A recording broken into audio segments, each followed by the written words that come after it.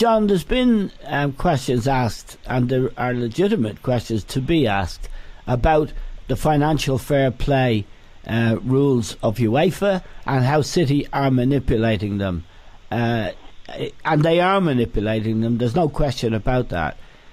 Is financial fair play, or the whole idea of it, for the birds? I think so, Eamon. Really? You know, there's always been the top teams have always been the top teams, the teams that could afford it. You know, that's the way the world. I mean, in an ideal world, everybody would be on the same playing field, but it doesn't work that way. You know, that's it. Yeah. It's capitalism, isn't it, Eamon? That's yes. You know, if you, it's globalised capitalism now, because you can bring in players from anywhere. Yeah. But how long has it been going on? I mean, you know, when Manchester United were at their best, not to the same extent, but they had more money than anybody else, were able to buy the best players.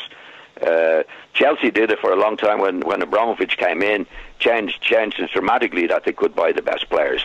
I think it's almost I don't agree with it, and I think it'll probably be impossible to stop it. Liam, it was your old gaffer, Arsene Wenger, and indeed friend, who coined the phrase for Manchester City that it was financial doping. I thought it was a very clever description of it. And how do you feel about that? That they have a very unfair advantage because signing checks is no problem at all. I mean, they spent 60 million on Mahrez in the summer, and the last thing they needed was another attacking, goal-scoring forward. Well, it's nothing to do with how John said it's capitalism, but it's really not that, because it's a country wanting to promote itself worldwide, and that country is Abu Dhabi, and they have huge resources, so they're able to just keep spending money, and it won't affect them in any way, shape, or form. But whereas most football clubs have budgets, have limits to where they can go, but these people from Abu Dhabi just haven't got it. And Manchester City is just one of their clubs across the world. They've got about 5 or 6 now, Eamon. Yeah. And they're chopping and changing. They're putting players in here, there, and everywhere.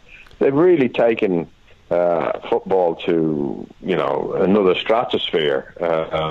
And of course, the flagship club is Man City, and the Guardiola is the biggest coach around. And I can't see it stopping unless they do something about it. You know,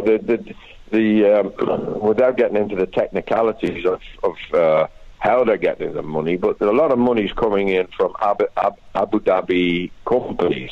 Yes. Now, that's from the Abu Dhabi royal family, and these companies are paying way over the odds for sponsorships that simply other clubs are not able to get. So they have an unfair advantage, and I think UEFA and the Premier League, will they be able to do something about it? No, but I think they ought to.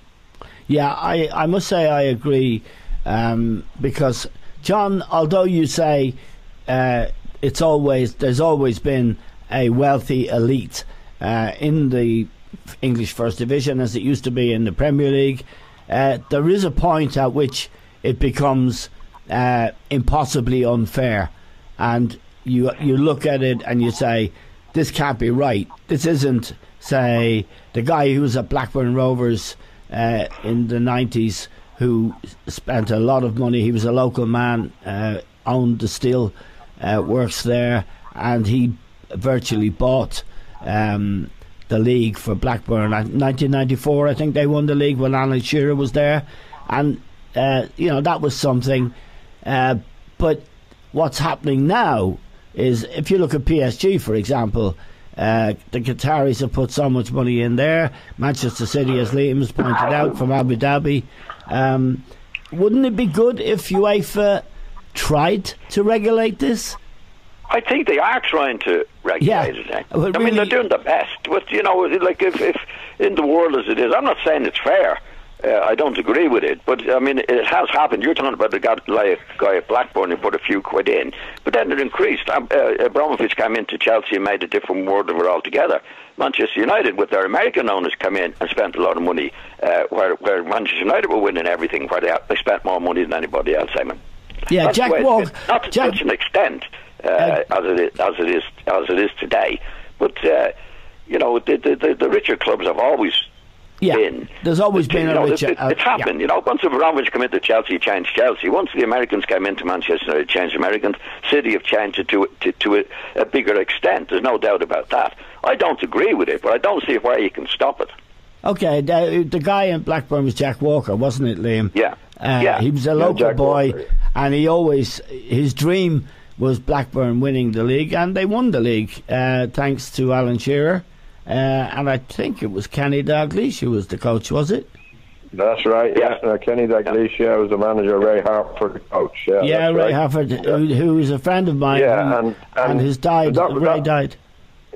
Yeah, Ray just passed away a couple of years ago, Eamon. That's right. But that was, as you're right, a guy coming in from nowhere and spending the money and paying more wages than anybody else, and able to get the likes of Alan Shearer in the team as well. They made a big bid to sign Roy Keane, if you remember. But that's right. Keane pulled out of the deal and went to Man United in the end. So they were the only team in that period of time who were challenging Man United, really. Okay.